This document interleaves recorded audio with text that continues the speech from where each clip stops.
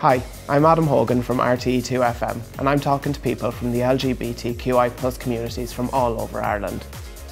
Earlier, I met Oein deBhairdiun from the LGBT Traveller in Roma group. The group itself is I suppose, a combined effort of LGBT kind of travellers and Roma and national and local traveller groups, as well as kind of I suppose LGBT groups.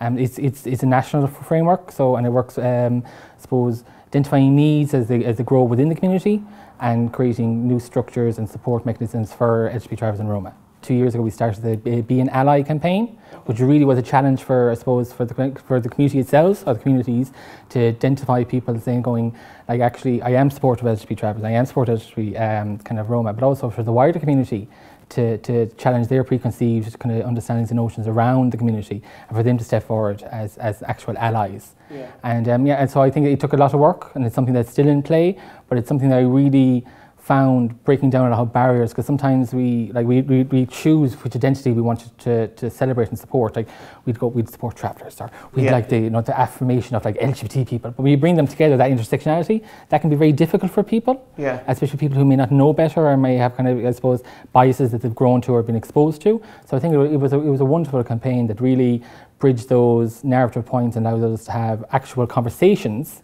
and create actual supports. And like I was very impressed with some people who I wouldn't have, I thought or assumed through my own bias would have been so supportive, really flourished and embraced and came out very, very strongly.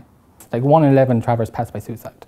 Life expectancy is 61. That's for our general population. Yeah. So you add in additional, I suppose, considerations that might be pressured, like having LGBT kind of identity, kind of queer identity, that can bring, I suppose, about a lot of additional concerns and really highlight, I suppose, gaps in the services and structures that are here to support each other. Okay. And when you're talking your national framework, but you cater to all areas, city and rural areas. Yes. So where in particular would you see the biggest issues? Oh, rural. Rural by far. I think that we have Cork, Galway and Dublin seems to be kind of the units at times that be in play, and obviously there's Dundalk and different areas that people can engage. But in general, outside of these kind of centres, bar from the events such as pride events, there's very little, I suppose, like connectivity and those structures and those supports that are sustainable, but also they're aware enough to actually to bring into consideration people's life experiences. For instance, you might have, on average, just say the average age for a traveller according to the last census to get married was 18. So when we're dealing with, you potentially dealing with a young traveller mother with children who's a lesbian.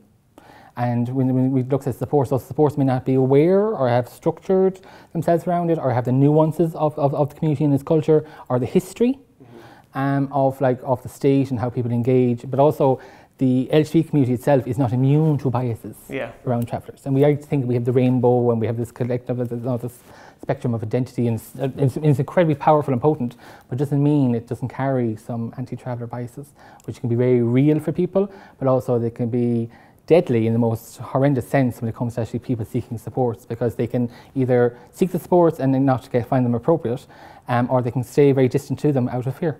Yeah. And sometimes that fear can be based on I suppose history, but also can be based on fact.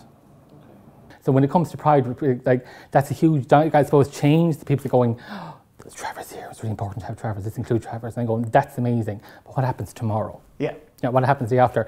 Am I leaving this bubble of celebration, joy, music, vibrancy, and I'm going to a place there where my accommodation is substandard, incredibly isolated. My neighbours actually campaigned against me having a home. All these kind of factors. So I think we need to, I suppose, connect those points a bit more, because it's not just about, I suppose, about engaging people as real people in the complex occasions that they are and the complexity of who they are, and having that uncomfortable conversation of, do you know what, I have biases. Yeah. I don't know anyone from the wider community who doesn't have biases, because I'm a traveller who grew up with all the conversations around me and the media narratives. So I carry some of that internalised kind of concerns and fears, because you're human, But sometimes I think people want to have this kind of sense of, I'm woken up to challenge that.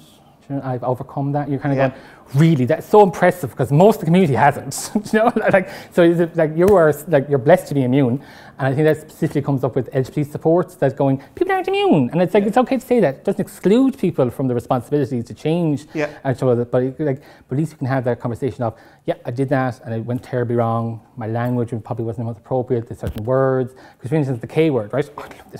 Now, being a gay man myself, the F word at times gets thrown around and people go, not acceptable, no thank you, fine.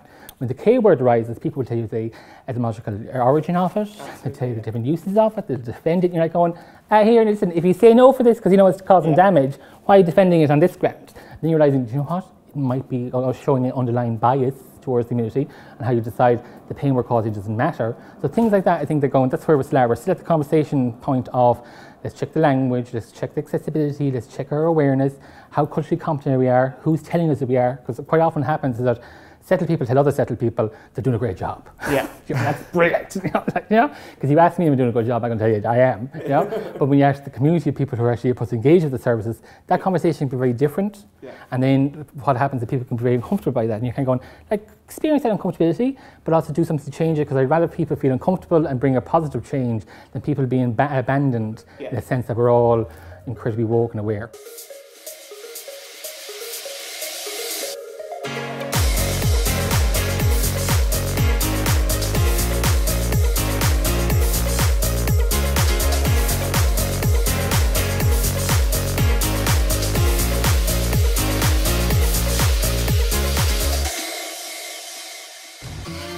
RTE, proud to stand, proud to party. See rte.ie/pride.